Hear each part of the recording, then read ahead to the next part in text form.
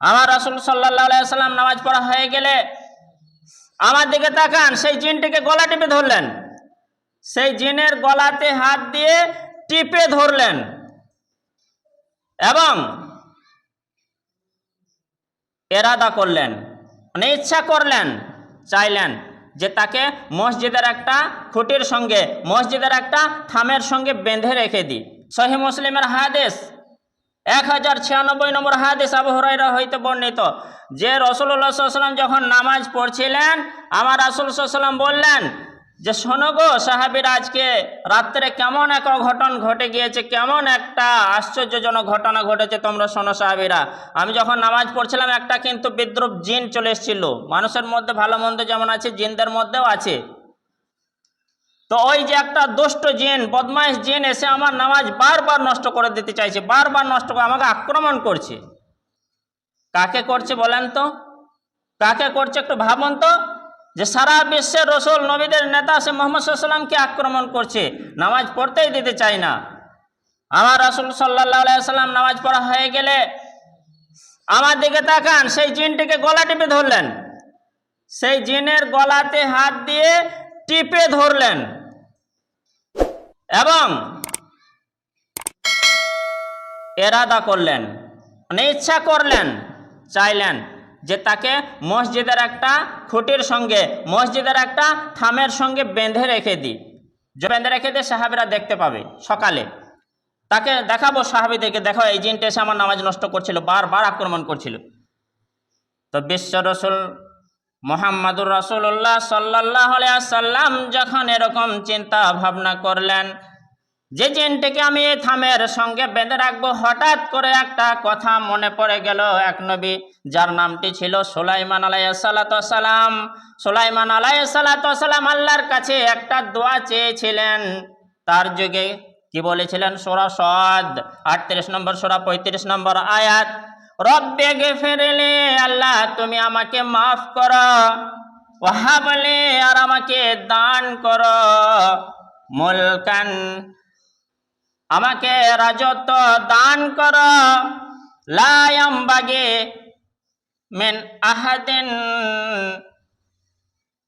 লিআহাদিন মিন বাদি, যেটা আমার পরে আর কাউকে, কোনো নবীকে সেই রাজত্ব দান করবে না, সেই রকম আমাকে সেই রাজত্ব দান করো। আল্লাহ কবুল করেছিলেন সুলাইমান আলাইহিস সালামের দোয়া এবং জিনের তাবে এবং হাওয়া বাতাসের তাবে, পশু পাখির সবকেই তাবে করে দিয়েছিলেন। সুলাইমান আলাইহিস সালাম নিজের মুষ্টির মধ্যে হাওয়া বাতাস, এই কারেন্ট নেই তো, দরকার ছিল না। সুলাইমান সালাম বললেন এত বেগে হাওয়া বও, 80 ডিগ্রি হোক, এত গতিতে হোক, 50-60 গতিতে হোক, হয়ে যেত।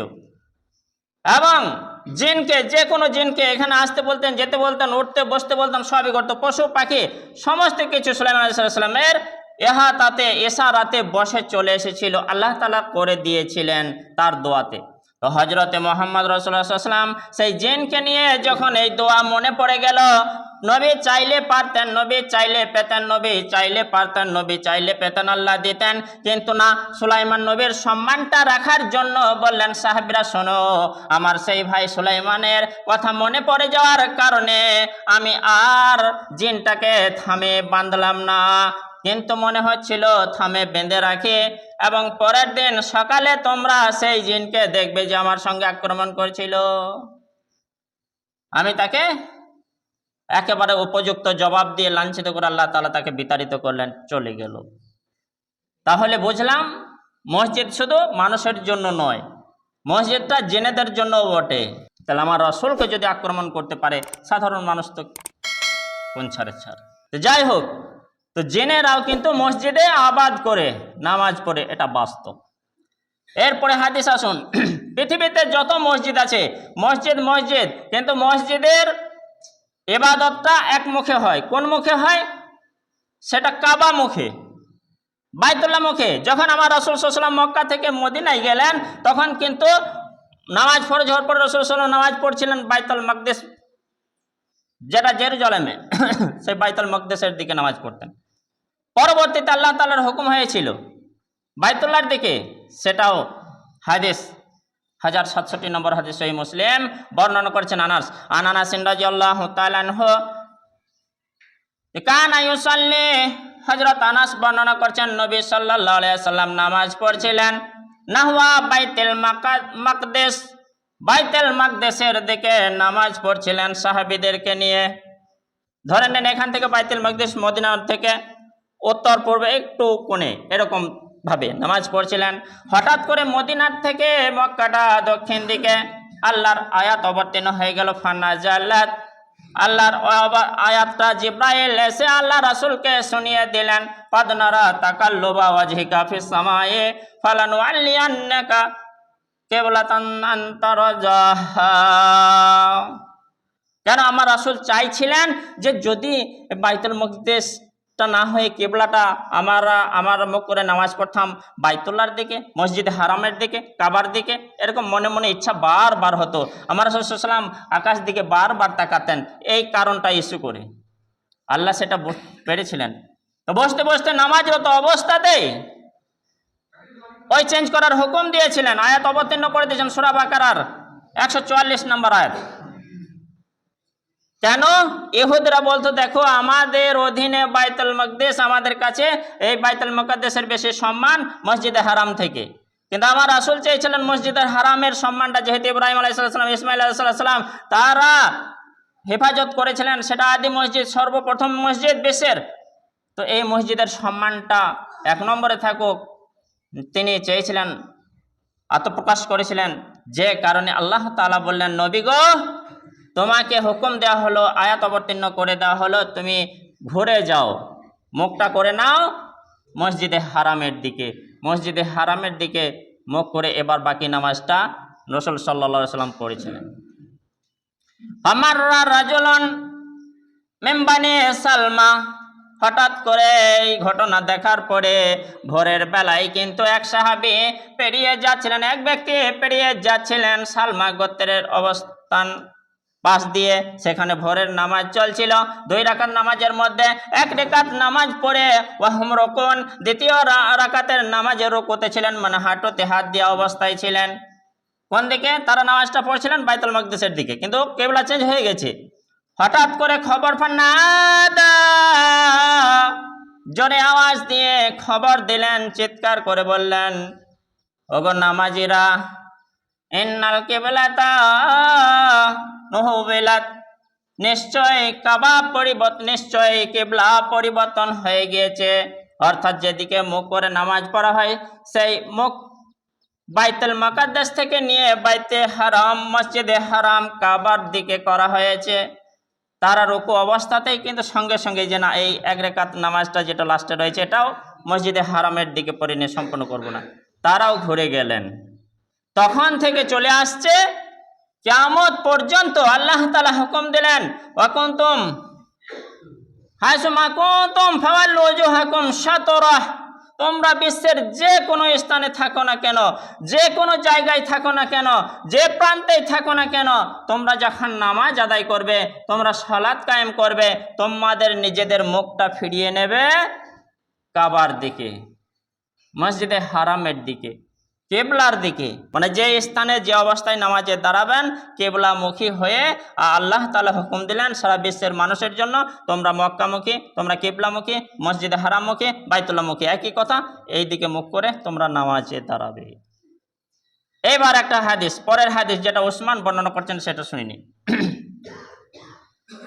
একবার মসজিদ তো সারা জীবনে একরকম থাকে না, কখনো কোনো কাজের নির্মাণ বা রিপেয়ারিংয়ের প্রয়োজন হয়। তো ওসমানের আমলে একবার একটা দ্বিমত হয়ে গেছিল, যে কারণে রাসূল সাল্লাল্লাহু আলাইহি ওয়াসাল্লাম একটা মোটা অঙ্কের হাদিস, লাভবান হাদিস শুনিয়েছিলেন। কি?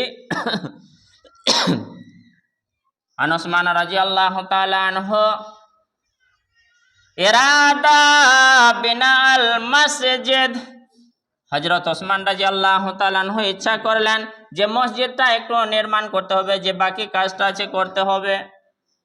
ফাকারিহান নাস, কিছু মানুষ সেটা চয়েস করলো না, পছন্দ করলো না, যে আছে যা আছে তাই থাক, করার প্রয়োজন নেই।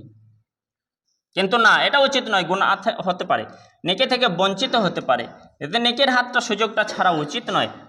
তখন ওসমান রাদিয়াল্লাহু তাআলা সঙ্গে সঙ্গে বললেন, সামিতু রাসূলুল্লাহ সাল্লাল্লাহু আলাইহি ওয়াসাল্লাম, আমি রাসূল করিম সাল্লাল্লাহু আলাইহি ওয়াসাল্লামকে বলতে শুনেছি, ওগো আল্লাহ রাসূলের সাহাবীরা তোমরা শোনো শোনো, আমার রাসূল বলে গিয়েছেন, মান বানা মসজিদাল লিল্লাহ বানাল্লাহু লাহু ফিল জান্নাহ মিসলা।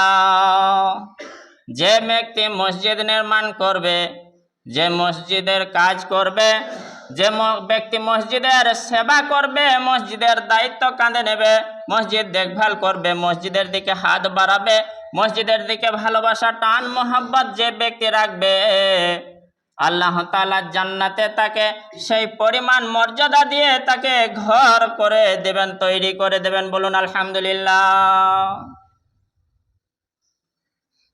আমার জন্য একটা বক্তব্য ওইখানে, তো আমাকে কেউ অন্য জায়গায় থাকতে দেবে, সেখানেই থাকতে দেবে। আপনার জায়গায় একটা ঘর এখানে, অন্য জায়গায় থাকতে দেবে সেখানে। তো আল্লাহ তাআলা মসজিদে খাদেমদের জান্নাতে ঘর তৈরি করে দেবেন, তাহলে জান্নাত ছাড়া কি অন্য জায়গায় কোথাও রাখবে? রাখবে না। একটু ভেবেচিন্তে কাজ করে গেলে, মসজিদের ওপর টান মায়া মমতা ভালোবাসা রাখলে অবশ্যই মিলবে জান্নাত। আল্লাহ রাসূল সাল্লাল্লাহু আলাইহি ওয়াসাল্লাম আরো একটা কথা বলেছেন, 7 শ্রেণীর মানুষ যে ছায়া পাবে, তার মধ্যে একটা যার অন্তরটা মসজিদে ঝুলে থাকে। ঝুলে থাকা বলতে কথা আগেই বলেছি যে শুধুই নামাজ পড়াটা নয়, মায়া রাখতে হবে, মায়া মমতা ভালোবাসা দেখভাল সেবা যত্ন রক্ষণাবেক্ষণ সব কিছুই আপনাকে রাখতে হবে। একটা মানুষ সব দিতে না পারলেও আংশিক আংশিক কিছু দিতে পারবে, সবটা থেকে বঞ্চিত হবে না। তো যাই হোক, জীবনে বেঁচে থাকতে গেলে একটা গ্রামের সাজ হচ্ছে একটা মসজিদ। একটা গ্রামে কোনো এমন মুসলিম গ্রাম যদি মসজিদ নাই থাকে, গ্রামটার মান মর্যাদা রহমত সম্মান ইসলামের খাতির ইসলামের খাতাতে সেরকম নেই, থাকবে না।